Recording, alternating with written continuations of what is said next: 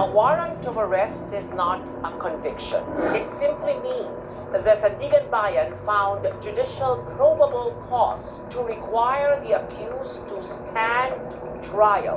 Senator Marcoleta and his co-accused remain presumed innocent until proven guilty beyond reasonable doubt. That is due process. Tatay, may nakita akong post sa Facebook. Magaling na raw po si Marcoleta. Ililipat na po siya sa kulungan. Tatay, parang baliwala sa iyo ang balita. Masaya nga ako anak, dahil magaling niya si Marcoleta. Tatay, ililipat daw po siya sa kulungan. Hindi po ba nakakalungkot yun? Nakakalungkot siya nga yun anak, dahil tayong mga naniniwala kay Marcoleta. Si Marcoleta ay wala namang ninakaw na pag-aari ng taong bayan. Wala siyang ninakaw sa kaban ng bayan. Bakit siya kinulong, tatay? Bakit kinulong si Marcoleta? Mayroon daw siyang nilabag na batas, anak.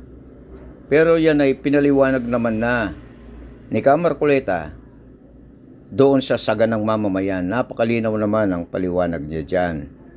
Kaya kung ang paniniwala nila may nalabag na batas ang Marcoleta, hindi ganun ang paniniwala natin. Kaya maghintay na lang tayo anak, kasi haharapin ni Marcoleta yan. Ang ipinagtataka namin ay kung bakit siya na nagsusulong sa pag-expose ng mga sangkot sa napakalaking pagnanakaw sa Pilipinas ang kakasuhan at ipakukulong sa halip na ang mga na-expose. Ikakaso daw po ay indirect bribery, plunder, mga kasong mabibigat, mga kasong magkukulong sa isang inosenteng tao.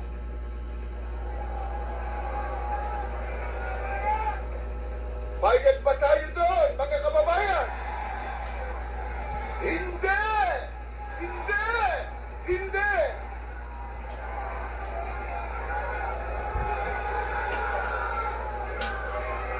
Meron pong napakalaking tanong. Bakit po si Marcoleta? Bakit ang nag-iimbestiga ang siyang kinakasuhan? Bakit ang naglalantad ng katotohanan ang siya nilang pinag-iinitan?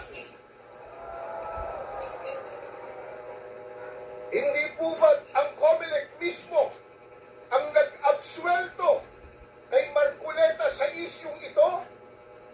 Hindi po ba pinatunayan na ng COMELEC na walang nilabag na batas si Marcoleta at sa natanggap niyang pinansyal na tulong mula sa mga pribadong individual?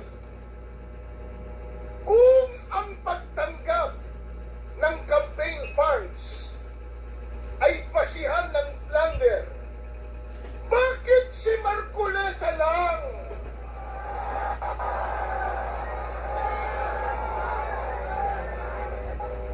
At bakit hindi si former Speaker Martin Romualdez?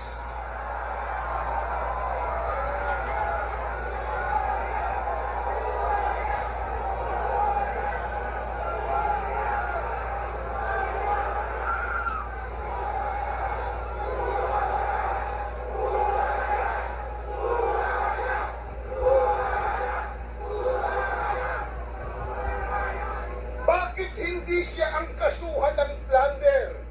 Yayamang tila umamin na siya nang siya ay lumabas sa isang video at nagdawit pa sa ehekutibo sa naganap na napaka-anomalyang flood control projects.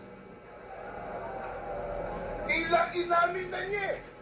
Nagdamay pa nga siya sa executive department.